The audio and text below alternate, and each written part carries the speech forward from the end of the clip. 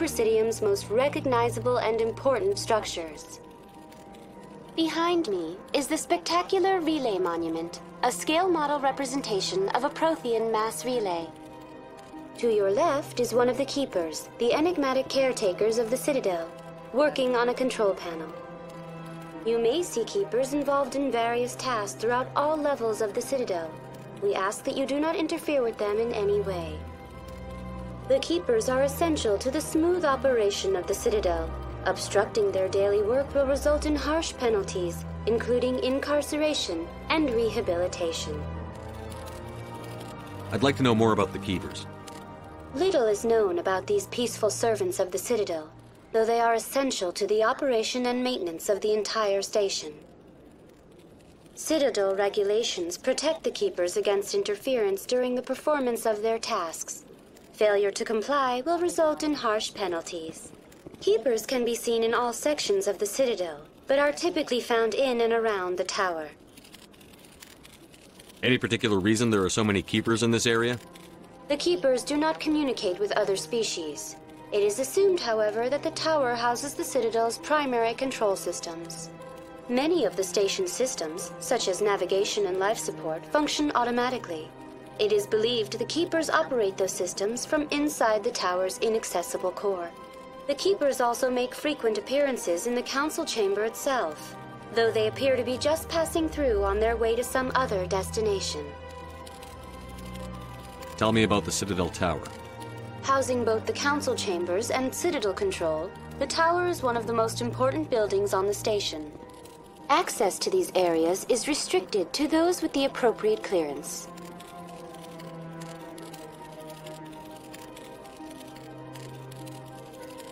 What happens in Citadel Control? Citadel Control handles all incoming and outbound transit. Every ship within 2,000 kilometers of the Citadel is under the jurisdiction of Citadel Control. At peak capacity, they are responsible for monitoring upwards of 1,000 vessels. I'd like to hear more about the Council Chambers. The business of the Council, which often has far-reaching effects on the galactic community, is conducted in a room at the apex of the Citadel Tower. The council chambers themselves are truly a magnificent sight to behold, though few get to experience the view in person. Typically, only the councilors, ambassadors, and high-ranking officials, along with various support staff, are allowed access. What if someone has business with the Council? The average citizen must go through the proper channels if they wish an audience with the Council. This is usually arranged through their respective ambassadors. Even then, few are given access to the actual council chambers. In most cases, the ambassador acts on behalf of the citizen. I'm scheduled to have an audience with the Council. Only a handful of visitors to the Citadel are ever granted that privilege. I would be jealous, but that is outside the scope of my programming. Tell me about the Relay Monument. Discovered by the Asari who first arrived at the Citadel, the Relay Monument is one of the station's most interesting and controversial features. What is the meaning behind this striking piece of art? Is it a tribute to Prothean vanity? A reminder of their conquest of the galaxy through mass relay technology? Or perhaps it is a symbol of unity, a Prothean acknowledgement that the relays would eventually lead other species here to the Citadel. No one can say for sure, making the Relay Monument a favorite topic of discussion among academics and scholars.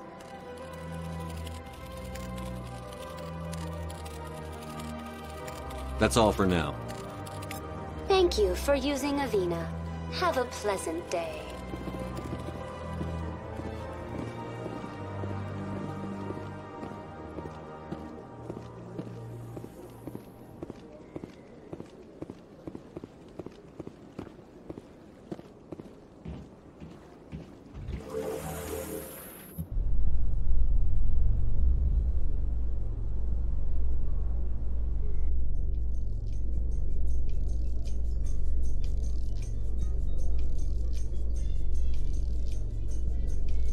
The Council isn't gonna ask me any questions, are they?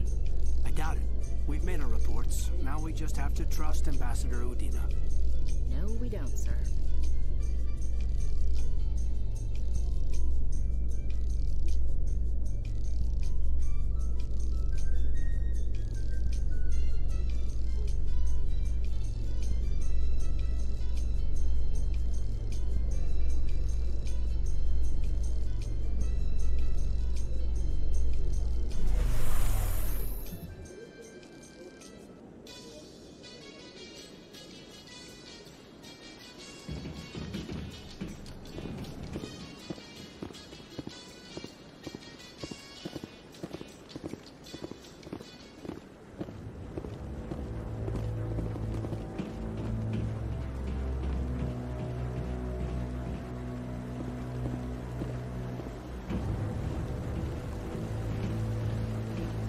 Saren's hiding something. Give me more time.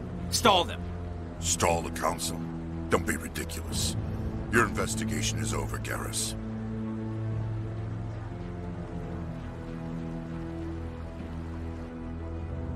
Commander Shephard, Garrus Vicarian. I was the officer in charge of the CSEC investigation into Saren. Come across anything I should know about? Saren's a Spectre. Most of his activities are classified. I couldn't find anything solid. But I know he's up to something. Like you humans say, I feel it in my gut. I think the Council's ready for us, Commander. Good luck, Shephard. Maybe they'll listen to you. You don't want to keep the Council waiting. You don't want to keep the Council waiting.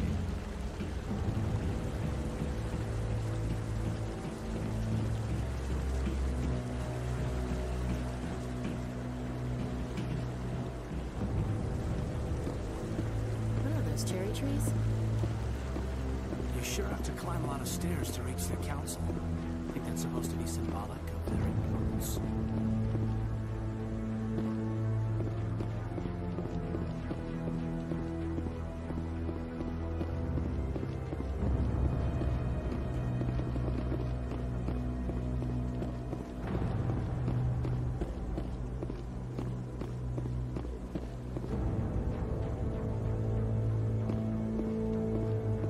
The hearing's already started. Come on.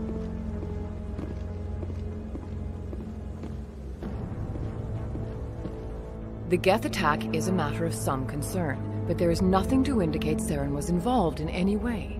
The investigation by Citadel security turned up no evidence to support your charge of treason. An eyewitness saw him kill Nihilus in cold blood. We've read the Eden Prime reports, Ambassador. The testimony of one traumatized dock worker is hardly compelling proof. I resent these accusations. Nihilus was a fellow Spectre and a friend. That just let you catch him off guard.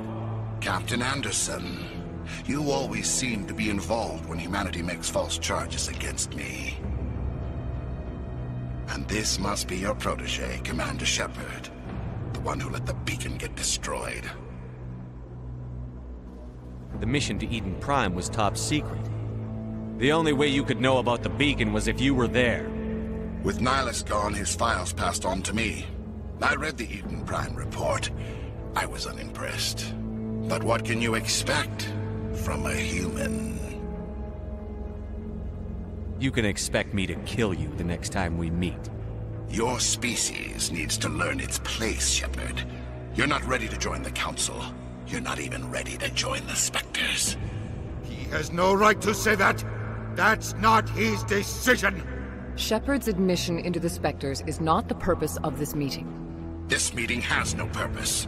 The humans are wasting your time, Counselor, and mine.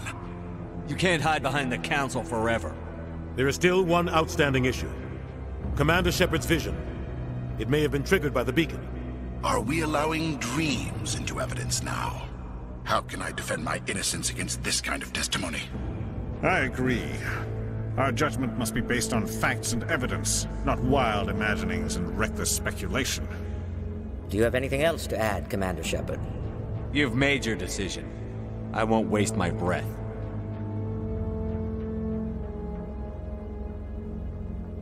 The Council has found no evidence of any connection between Saren and the Geth. Ambassador, your petition to have him disbarred from the Spectres is denied. I'm glad to see justice was served. This meeting is adjourned.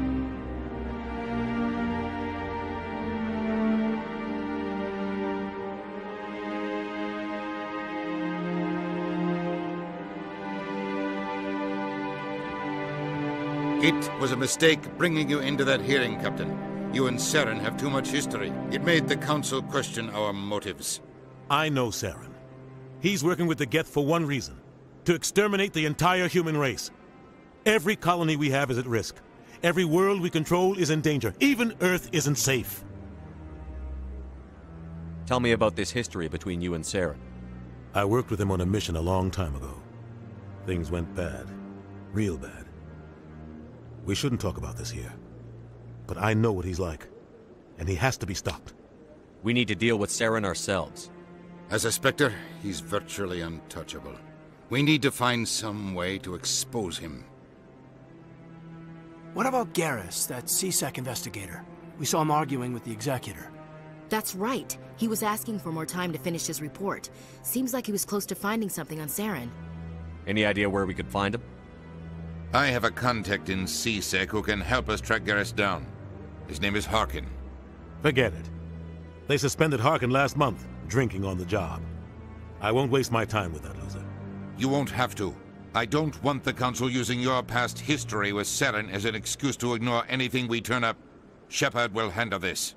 You can't just cut Captain Anderson out of this investigation. The Ambassador's right. I need to step aside. I need to take care of some business. Captain, meet me in my office later. Harkin's probably getting drunk at Cora's Den. It's a dingy little club in the lower section of the wards. Maybe there's another way to find evidence against Saren. You should talk to Barla Vaughn over in the financial district. Rumor has it he's an agent for the Shadow Broker. The Shadow Broker? An information dealer. Buys and sells secrets to the highest bidder. I've heard Barla Vaughn's one of the top representatives. He might know something about Saren, but his information won't come cheap.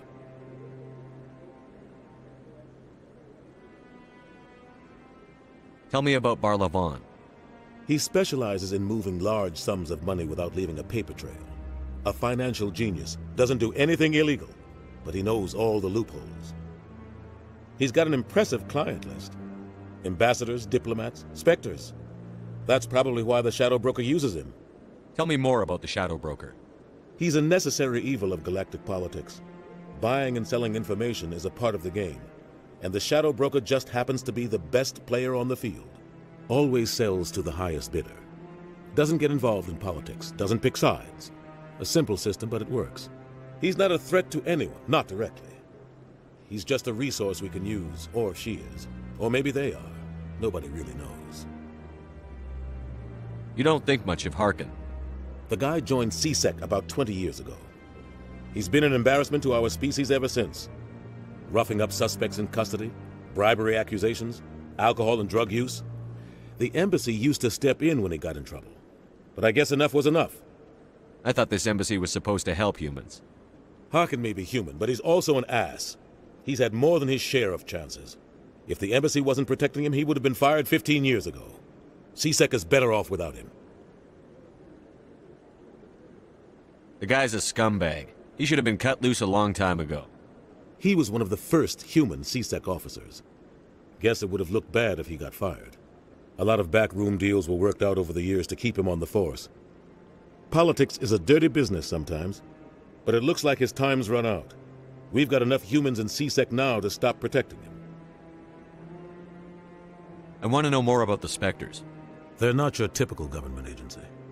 They tend to work alone, behind the scenes.